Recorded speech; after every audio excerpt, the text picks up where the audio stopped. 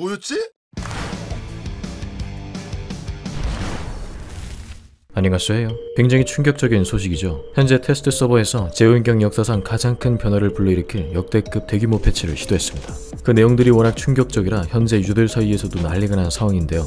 이거 실화냐? 라고 할 정도로 굉장히 변화무쌍한데 생존자 12시 인격이 크게 바뀌게 되면서 여러 캐릭터들이 나락과 극락을 동시에 오가고 있습니다. 뉴비는 이제 환상종이 되었구나 싶을 정도로 초능력 액션 스킨 덕후 수집 게임이 되어버렸는데 인격만이 아닌 꽤 많은 부분들이 조정될 것으로 보이기 때문에 헷갈려 하실 분들이 많을 것으로 보이는데요. 그런 여러분들을 위해 테스트에서 조정된 부분에 대해 빠르게 짚어드리고자 합니다. 모든 내용들이 확정된 것은 아니니까 가볍게 시청해주시기 바라며 보시는 여러분들도 이번 패치가 들어오게 되면 어떤 캐릭터들이 영향을 받을지 재미있게 토론해주시면 좋을 것 같네요. 그럼 바로 시작해보도록 하죠. 먼저 첫 번째 소식, 바로 해독기입니다.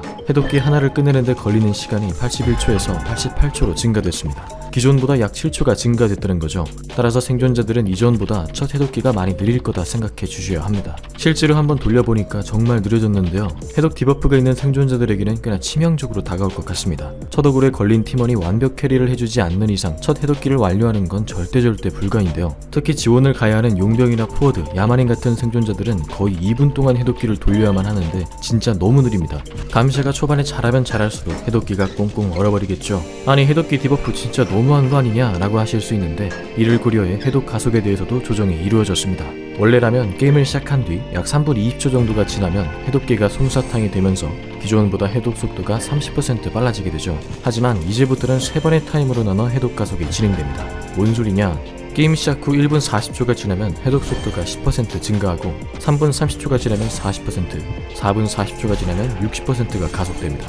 60%가 어느 정도인지 감이 안 잡히실 텐데 기존의 해독 가속보다 빠른 정도 생각하시면 됩니다. 게임 초반 해독이 7초 정도 느려진 대신에 후반에 그 정도로 빨라지게 해줄게 라는 병주고 약주고 얘기인 것 같은데요. 감시자는 빠르게 한 명을 탈락시킬수록 그만큼 유리해지지만 후반으로 갈수록 해독기가 높기 때문에 초반 사냥이 많이 좀 중요해졌다 느낌으로 봐주시는 게 좋을 것 같네요. 60% 해가속이 켜지려면 4분 40초나 기다려야 돼서 그거 믿고 초반에 해독 안 하다가 게임 터지니까 생존자분들은 해독 손실 안 나게 집중해주시고 감시자분들은 초중반에 힘을 써주셔야겠습니다. 후반 운영 위주의 감시한테는 청천벽력 같은 소리겠죠. 해독 속도 제한에 대한 패치도 있습니다. 2명이 함께 해독을 할 때 해독에 걸리는 시간은 최소 45초다 라고 하네요. 뭔 소리야? 45초보다는 더 빨리 해독할 수 없다라는 뜻인데 한 해독기를 같이 몰빵해서 보는 이득이 제한된다 이런 얘기인 것 같습니다. 예를 들면 해독 가속 60%가 켜진 후반에 한 해독기를 여러 명이 함께 돌려도 뭐 엄청 빠르게 해독되거나 하진 않는다는 거죠. 한 명의 경우 최소 40초라고 합니다. 해독 규정에 대한 조정도 있는데요. 해독하다 보면 띵! 소리 나면서 나오는 거 있는데 여기서 노란색을 잘 맞추면 해독률이 살짝 오른다는 건 다들 아시죠? 반대로 틀리면 해독률이 살짝 감소하는데 이게 티어별로 적용 수치가 달라진다고 합니다. 티어가 높아질수록 교정 실패에 대한 부담을 가져야 하고 교정 성공의 이득은 별로 없다가 되겠네요. 다음으로는 좀 중요한 패치인데요. 감시자는 원래 해독기가 어느 정도 돌아갔는지 해독기의 진행 정도를 볼 수 없었죠. 보조 스펠인 비정상을 갖고 있어야만 가능했습니다. 하지만 이제부터 비정상이 없어도 해독기에 가까이 가기만 하면 어느 정도 해독기가 돌아갔는지 쉽게 확인할 수 있게 됐네요. 자, 두 번째 소식 꽤나 충격적인데요. 이제부터 감시자는 게임 시작 전에 생존자의 스폰 위치를 확인할 수 있습니다. 예? 정확하게 얘기하자면 어떤 생존자가 어느 방향에 있을지 알 수 있다라는 얘기인데요. 게임을 시작하기 전에 먼저 생존자들이 어디에 스폰이 되고 싶은지 40초 동안 의논해서 서로 정하게 되고 생존자 진영이 정해지면 그 결과를 바탕으로 70초 동안 감시자가 위치를 선택하게 됩니다. 감시자는 생존자의 닉네임, 캐릭터, 스폰 위치 모두 다 볼 수 있지만 생존자는 감시자의 위치만 볼 수 있다는 거 누가 나올지는 당연히 몰라야겠죠? 경기가 시작되면 각자가 선택한 구역 안에서 랜덤으로 스폰이 되는데 서로 간의 거리는 기존처럼 유지가 된다고 하네요. 이 시스템은 커스텀 모드, 마스터 랭킹전에만 적용이 되기 때문에 일반 게임 즐기시는 분들은 그냥 원래대로 하시면 되고 고티어 분들 위주로 유념해 두시면 좋을 것 같네요. 초반에 해독키를 견제의 이득을 볼 수 있다는 건 감시자에게 꿀같은 선택지인데 어느 방향에 누가 있는지 미리 알고 있다?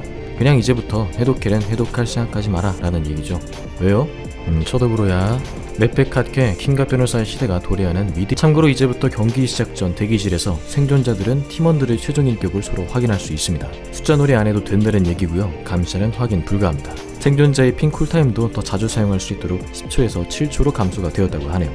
대망의 충격적인 세 번째 소식, 생존자 감시의 새로운 인격입니다. 생존자 12시 인격이었던 방관자 인격이 사라지고 플라잉 휠 인격이 새롭게 추가되었습니다. 기존 12시 인격에 비해 플라잉 휠 인격은 굉장히 강력한 모습을 보여주는데요. 이 인격을 착용하면 새로운 버튼이 추가되는데 게임 시작과 동시에 쿨타임이 30초 걸립니다. 이 버튼을 누르면 생존자가 5m 정도 돌진을 하는데 이렇게 대시를 하는 도중에는 무적 판정이 나게 됩니다. 돌진 방향은 화면 방향 기준이 아니라 캐릭터가 바라보고 있는 방향으로 돌진하고요. 이 인격을 가지고 있으면 그 어떠한 상황에서도 위험을 한번 피해갈 수가 있습니다. 실화냐? 놀랍게도 실화입니다. 그 어떤 감사의 공격은 물론이고 스킬도 다 막아내죠. 순간 공격 회피용으로도 사용할 수 있는데 이게 레전드입니다.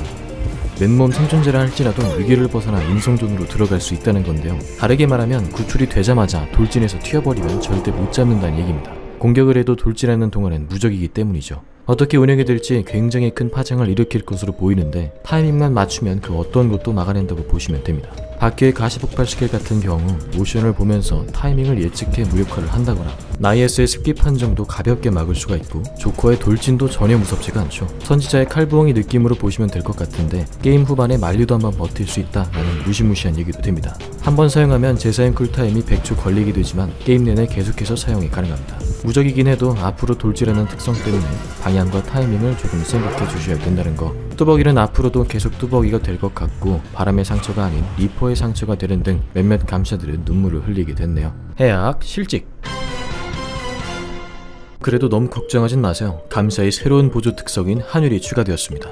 이 스펠은 특정 생존자 한 명한테 거는 스킬인데 꾹 눌러서 상대를 지정할 수가 있습니다. 지정한 생존자를 기준으로 30초 동안 감시자 주위에 범위가 형성되는데 감시가 움직이면 이 범위도 같이 따라 움직입니다. 생존자가 만약 이 범위를 벗어나게 되면 그 즉시 3초 스턴을 받게 되죠. 이 3초 스턴을 또 무시 못하는 게 꽤 긴 시간입니다. 마리가 거울마리를 생성하고 때릴 수 있으며 원거리 공격을 할 수 있는 감시자에게 확정타를 가져다 줄 수 있는 것이죠. 뚜벅뚜벅 걸어야 하는 뚜벅이보다는 추가적인 스킬을 사용할 수 있는 감시일수록 유용합니다. 여기서 꿀팁을 하나 알아냈는데요. 보조 특성 한율은 처음 사용했을 땐 꽤 먼 거리에 있지만 시간이 지날수록 점점 가까워지게 됩니다. 더군다나 한 대 때려도 한율은 사라지지 않기 때문에 뚜벅이라도 나중에 후속타를 노릴 수 있다는 점이죠. 한 대 맞은 생존자는 멀리 도망가고 싶지만 감시로부터 멀어지면 기절할 것이기 때문에 결코 쉬운 결정은 아닐 겁니다. 실직된 해악도 과연 다시 취직 가능할 것일지 간접적으로 버프가 되는 감시자들이 있을 것으로 보이는데 감시자 루키노도 빛을 볼 수 있을지 기대가 되네요. 이 스펠을 활용해 캠핑 때 더블 다운을 노려볼 수도 있겠습니다. 감시자 인격은 두 가지 정도가 교체되었는데요. 먼저 소유 이겼던 인격이 인내 인격으로 바뀌었습니다. 이 인격을 착용하면 생존자에 의해 밀려나는 거리를 감소시킬 수 있고 이동속도 감소 효과도 줄일 수 있죠. 곤충학자의 벌레나 소녀의 부적, 무배부의 물어, 고개사의 똥, 무의의 파라노르골, 타자의 홈런, 탐사원 도련 밀치기, 포워드 박치기 등 견제에 대한 대비를 하려고 준 인격 같네요. 두 번째로 바물뱀의 인격이 봉인 인격으로 바뀌었습니다. 거의 기본 인격 수준으로 바로 찍을 수 있는데 이 인격을 착용하면 게임 시작과 동시에 감시로부터 가장 먼 해독기가 40초 동안 봉인됩니다. 생존자는 그 해독기를 만질 수가 없죠.